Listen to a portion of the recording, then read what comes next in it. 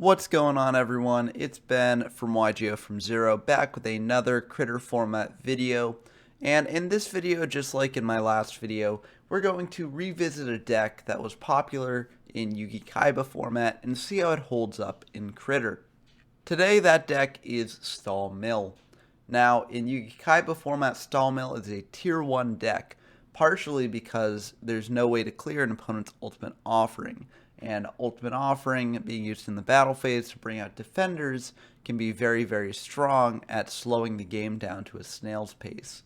Here in Critter format, though, things like Heavy Storm exists, so that version of the deck is a bit less viable. You could make a version of it with ultimate offerings backed up by things like Fake Trap and Magic Jammer to protect them and, try and build the deck that way. But with things like Magician of Faith being able to get back the Heavy Storms, it's a bit iffy. So I chose to not go that direction with the deck and just focus on a version that's more aligned with like the Soul Control package, while also relying on things like Magician of Faith to recur card destruction over and over again to speed up the clock. It's unclear if this is the best version of the deck or not. I actually, after playing a game with it, I think that it's very much not the best version of the deck, but it is an interesting version and a potential base that you can sort of springboard off of into your own versions of the deck after seeing the flaws of it in the game that I'm going to show off today.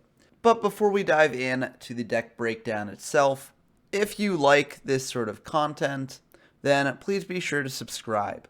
My coverage of Critter format is sort of wrapping up. I only have a couple more decks to cover. And then I'll be moving on into new formats that a lot of people don't really play. So there's a lot of exciting things on the way for the channel. So look forward to that.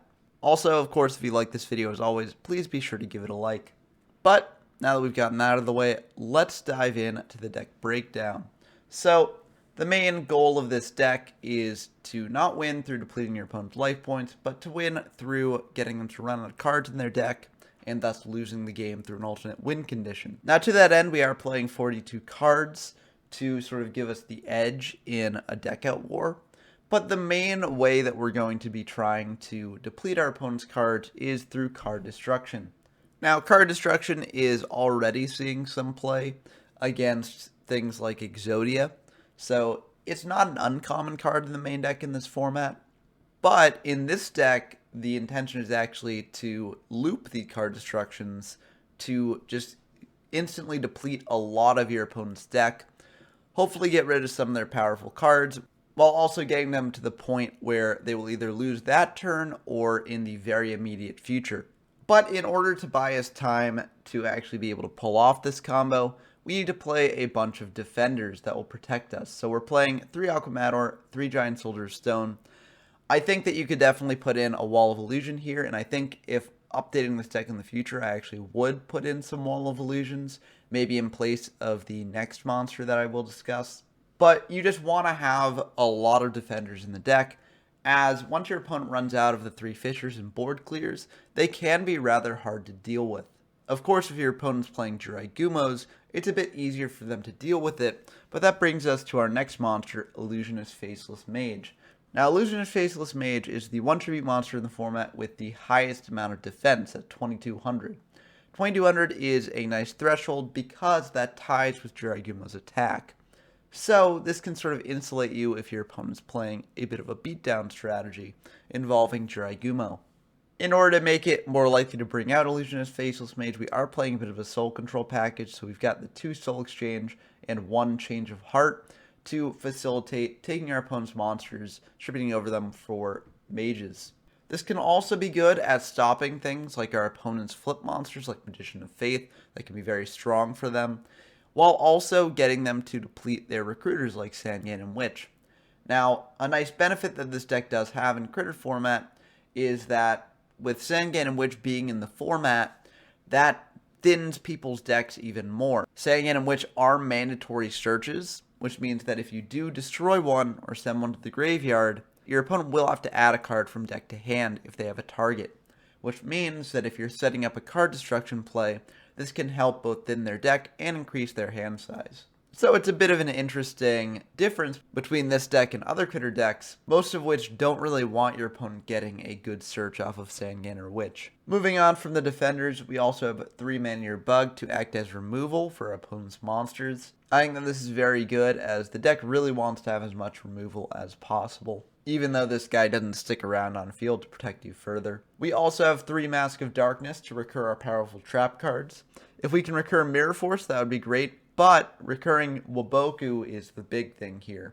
Every recurrence of Waboku buys us 1 more turn, which can be essential in the end of the game. Lastly, for the monsters, we have 3 Magician of Faith, which can help us recycle our card destructions mainly, but it can also help us recycle other powerful spells, things like Sword of Revealing Light, for instance. Speaking of powerful spells, let's dive into them.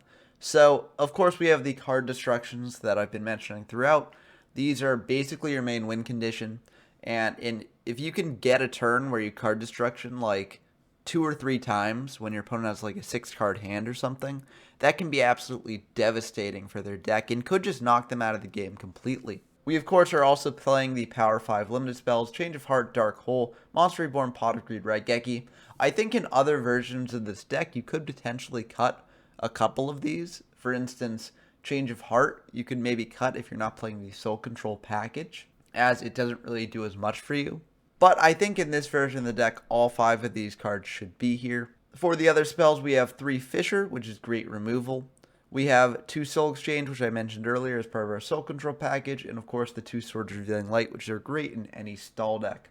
You might be wondering, where are the Heavy Storms? Because Heavy Storm is a card that generally sees play in most critter main decks. While Heavy Storm can be good in this deck at getting rid of your opponent's negations, like Solemn Judgment or Magic Jammer or the like, I think in general you're going to likely have more back row than your opponent does, especially if you set powerful spells or traps from your hand in preparation for a card destruction play to sort of preserve them. So that's why we don't have the Heavy Storm in the main deck. I think you could definitely put it in if you wanted to, but it just doesn't do enough for the strategy, I think. Moving on to the traps, we have 3 Magic Jammer, as since the games will probably be grind fests and we want to stop things like our opponent's Heavy Storms or board clears, Magic Jammer can be very good. We'll likely have cards in our hand that we won't need at the moment to discard for it.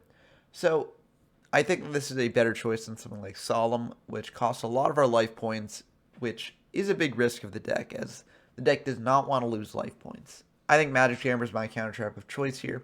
We also have a Mirror Force, great card if you manage to pull it off. We have 3 Trap Hole to act as even more removal. The deck really wants to have as much removal as possible to get rid of its opponent's beaters. And lastly, we have 3 Waboku, which is an essential card in any stall deck. It protects your life points and protects your monsters. For the side deck, we have sort of a smokescreen side. We have 2 Sangan, 2 Witch, 3 Lodgin, 2 Heavy Storms, and a Cannon Soldier.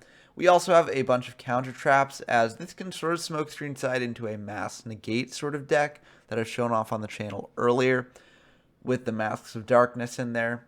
So we've got 3 Solemn Judgment, 2 7 Tools of the Bandit. Depending on what your opponent's playing, if you think they're going to side in more Solemn Judgments, then these can be good to bring in as well to the Mass Negate smokescreen. You'll also note that this deck has a full Fusion deck, and I actually do think that the Fusion deck mind games here are necessary, as upon seeing that you've got 42 cards, your opponent might think stall mill, but if they see you have a full Fusion deck, they could think that you're just playing a deck that has a bunch of extra Fusion materials in it.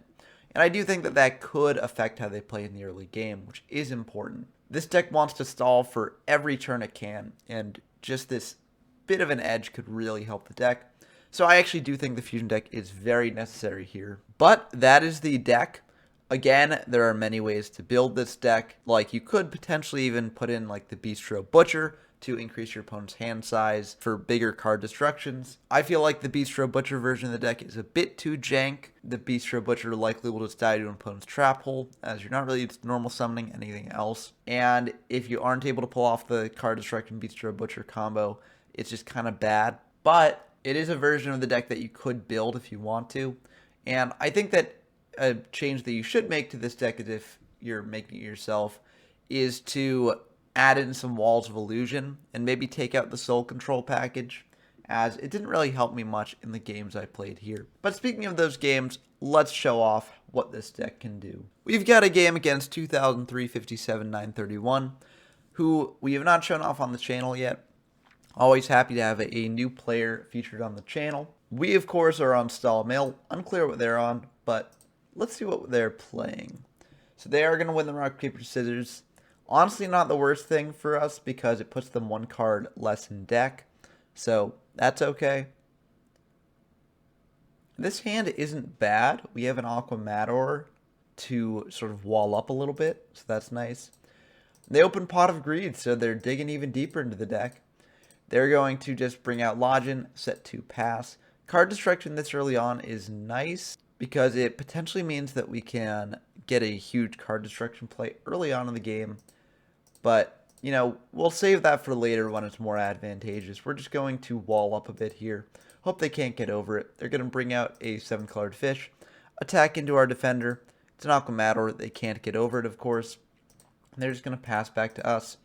We draw swords, and we could activate it potentially. It's unlikely that they're going to Heavy Storm here. But we do have a Waboku set, so we could just rely on that in case they have a Fisher. If they've got like a Solemn Judgment or a 7 Tools of the Bandit, that could get pretty bad for us.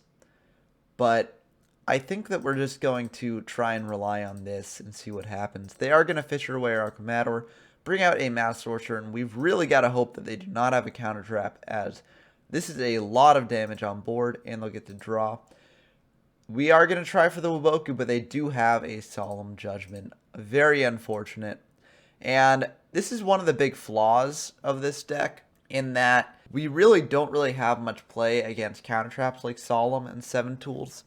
In other games against decks playing these, it's often balanced by the fact that you can then punish their low life point total by getting aggressive here. But our deck very much doesn't really have the tools to get aggressive. So it's really rough when the opponent does Solemn. And now we're down to 3,500, which is a very precarious place to be. They're going to activate swords, pass back to us.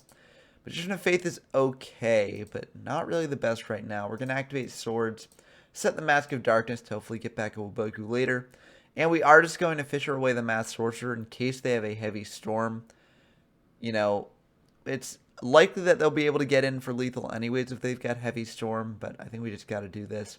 This might be a mistake, though, because we could save the Fisher for later after we flip up the Mask to attack into their Mass Sorcerer, but they're likely just going to switch the Mass Sorcerer to defense anyways, so I don't hate this play. We're going to Fisher. We can always get back to Fisher with the Magician of Faith if we so choose, but we don't. We draw another card destruction. Combined with the Magician of Faith, this could make for a huge play later on, which might just be what we have to rely on. We're just going to pass back to them, though, and they're just going to pass back to us. Magic Jammer is very nice for later. That will prevent them from being able to heavy or things like that. So we're just going to set the Magician of Faith. If they do have a board clear, we can always Magic Jammer it. So very nice here. They're just going to pass back to us, though. We draw another Soul Exchange. And we could potentially go for a big play here. Thing is, if they have a way to get in to kill us next turn, this is kind of rough. It depends on how aggressive we want to go. I think definitely we flip up the Mask of Darkness to add back the Waboku this turn. The question is, do we also make the Magician of Faith play, or just bide our time for one more turn? It looks like we are just going to go for the card destruction play. I guess we're trying to draw into something that could potentially help us here against this board, while also being able to get them down 15 cards deeper in deck potentially. We might not go for the full card destruction play here, actually. I think that's a reasonable debate here. It's definitely a very, very momentous turn. We've got to really think about what we want to do here. I think, honestly, we could maybe just set the Aqua Mator here, pass back to them. We do have the Magic Jammer if they have a board clear. The only thing is that if they drew into a heavy and a board clear, we're in a kind of rough spot. They haven't used up any board clears or heavies in the cards they discard graveyard. It's a bit rough. I think that I'd want to card destruction a bit more here. We're just going to set the Magic Jammer, card destruction, or not the Magic Jammer, the Mask of Darkness, card destruction again. And again, we don't discard any power cards, which is very unfortunate to see. We do draw Waboku though, so that's incredibly nice. And we do see that they're on card destruction as well, which is very interesting. A card destruction in an opponent's deck can mess up the Sawmill strategy a little bit if they're able to also get in on the hand shenanigans and mill shenanigans. But our deck can likely outmatch theirs in terms of that aspect. It's kind of rough to see though. I think we are going to go for the card destruction again. I don't think we want to set the Waboku, but this does put us a little bit at risk as we don't have a card to discard for Magic Jammer. We do discard a Dark Hole and a Heavy, so that's very nice to see, and a Cannon Soldier, so we're happy about that. Unfortunately, we don't discard a Raigeki, so we will Mask of Darkness, adding a Waboku to hand. This way, we can Magic Jammer, discard the Waboku, but we did get a bit greedy here. We have to last 10 turns, so let's see if we can do it. They're going to try heavying, and we're going to think about this. We're just going to activate Waboku, and they're going to activate Waboku, but that's perfectly fine by us. If we had Magic Jammered there, it would have been a strict negative, I think, so I don't think it was worth it. Now they're going to commit a lot of cards to board because they know we're on Sawmill. They don't want us to pull off the combo again. Makes sense. We're just going to switch our monsters to defense. And I think we're going to debate about whether to set the Mask of Darkness or not in case they have, like, a Raigeki in hand. And we're going to flip up this Mask of Darkness in case they do have the Raigeki in hand. We're going to set the Waboku, I guess, in case they have a counter trap. We can activate a Waboku at the start of the battle phase, which could be good. And if they negate it, we've got another. So yeah, I don't know. I don't know how I feel about this, actually. If they do have a negate, then I don't know. It's a bit iffy. They're going to Magician of Faith and add back a Heavy Storm. Okay, so I think we do make a bit of a misplay here. I think when they add back the Heavy Storm, we want to activate Waboku because it makes it a bit less good of a Heavy Storm. And if they do have negation, they will likely have to negate here or just not activate the heavy at all this turn, which is pretty good for us. And if they do negate, we do have the other Waboku for when they actually activate the Heavy Storm. But we don't think of that, and we don't activate the Waboku. I think we really should have. This is why we set 2 Wabokus in the first place. But they're going to activate Heavy Storm. We're going to activate Waboku. They're going to activate Waboku. They do reveal that they are on a Solemn Judgment, so I really think we should have activated the Waboku earlier. But unfortunately, we didn't. Luckily, it didn't matter. It could have very well mattered if they had chosen to Solemn that, but it looks like they didn't want to dip their life points down even lower, which makes sense. They're just going to set one pass back to us. Trap Hole is not what we want to see here, but hopefully if they don't have a Raigeki, we can get back a Waboku next turn and be hopefully fine. We are just going to crash our Magician of Faith into their Magician of Faith, just to have one less monster on their side of the field, in case they have something like a Cannon Soldier. So, hopefully that'll be enough. Unfortunately, it looks like they do draw the Raigeki here, and that will be the end of the game. We could have maybe bought a little more time with our third Mask of Darkness, getting back something like Waboku, or even Magic Jammer, to protect against the eventual Raigeki. But, that was the end of the game. I think you could argue that we got a bit greedy with the card destruction play, as if we had held off for a little bit longer, we could have had a bit more advantageous discards there.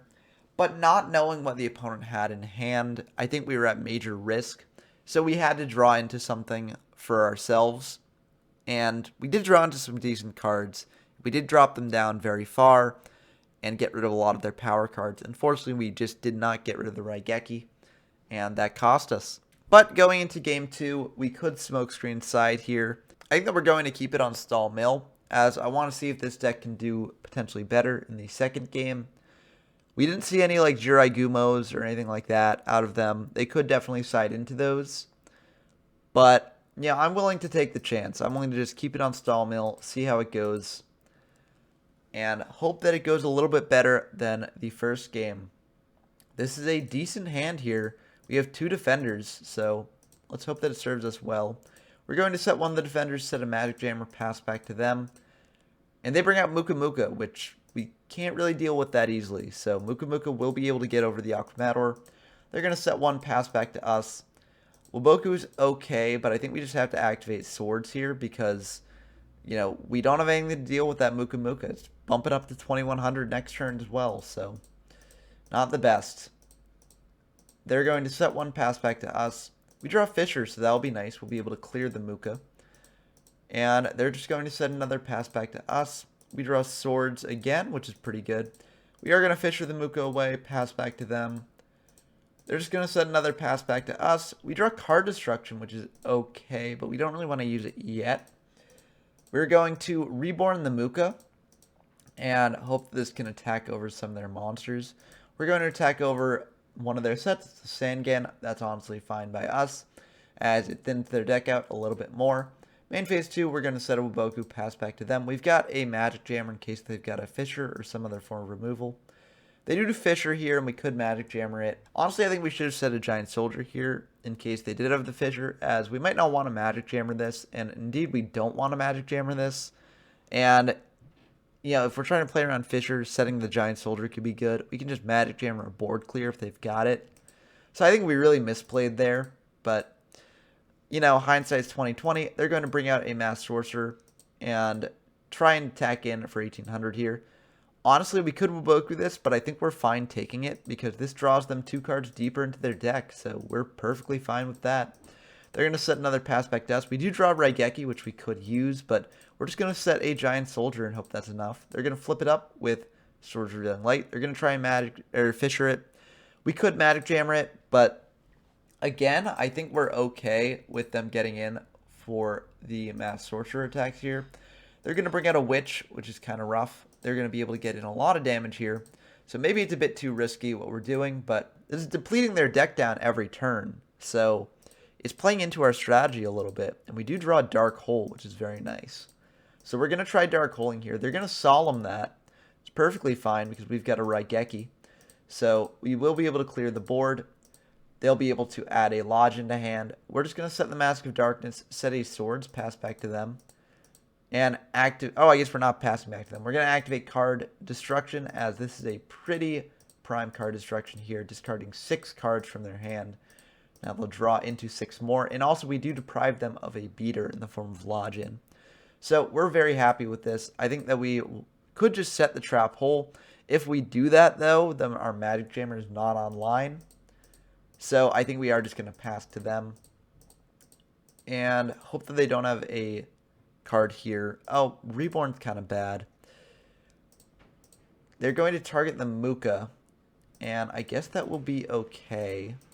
I mean, luckily, you know, the Trap Hole wouldn't have mattered here, but they're going to attack in to our set here, and we are going to activate Waboku, so that way we can get it back with the Mask of Darkness. And we'll add that back to hand there. We draw another Mask of Darkness, which is pretty good. We're going to think about this, though, because we don't really have any traps in grave. We want to preserve a monster in hand. I don't know. We're going to activate Swords, set the mask, pass back to them. If they do have a way to clear the Swords, we'll Magic Jammer it. We can get that back with the mask. And that is indeed what will happen. We'll discard the Trap Hole. And we can get that back with Mask of Darkness later. But they're going to set a monster, pass back to us. We're just going to set the Waboku, pass back to them. We don't need to commit more to the board.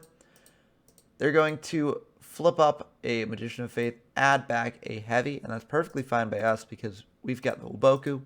Unfortunately, they do have the Solemn, so if they do have a way to get really aggressive here, and that'll be very rough for us. They're going to Change of Heart our Mask. That's really rough too. They'll be able to get back their Solemn, which is brutal for us. And, oh, actually, that's the end of the game there because they can just attack over Mask with the Mask that they took, and yeah, that is the end of the game. Okay, well, yeah, so that didn't necessarily go as we'd hoped, but I think these games really do show one of the big flaws with Stall Mill in this format, in that it really suffers against counter traps. Like, in Yu-Gi Kaiba format, there was no real way to disrupt your opponent when they were going for the big Stall Mill plays, like card destructions, or Raigekis, or Dark Holes, or etc. But in Critter, there are counter traps, which can really put a damper on those things. Also, things like Muka Muka or Jirai Gumo being able to hit over 2k defenders is another major blow to the deck, as the only way to really deal with 2k defenders in Yugi Kaiba format were things like Fissure or board clears. And in Critter format, there are a lot more options. Also, the opponent being able to recur powerful spells and traps with things like Magician of Faith or even Mask of Darkness if they're playing it really messes up this deck as well, as it messes with the math that you have to do to play around certain things. And we don't really have a way to stop them from doing that sort of thing outside of like Change of Heart or Soul Exchange. All in all, I think there are just too many difficulties facing this deck in Critter format to make it actually playable. But to be fair, I also played these games pretty poorly. So maybe if I'd played a little bit better, we could have pulled off a win. But I think there are so many difficulties inherently baked into the format that Stallmill has to overcome that it's just not really that good of a deck, this format. But as I said, there are many different ways to build this deck. Let me know in the comments down below if you've got any ideas for how to improve this deck, or if you think that I'm sort of underestimating it in the current meta. But until next time, I've been Ben from YGO from Zero, and I'm signing off.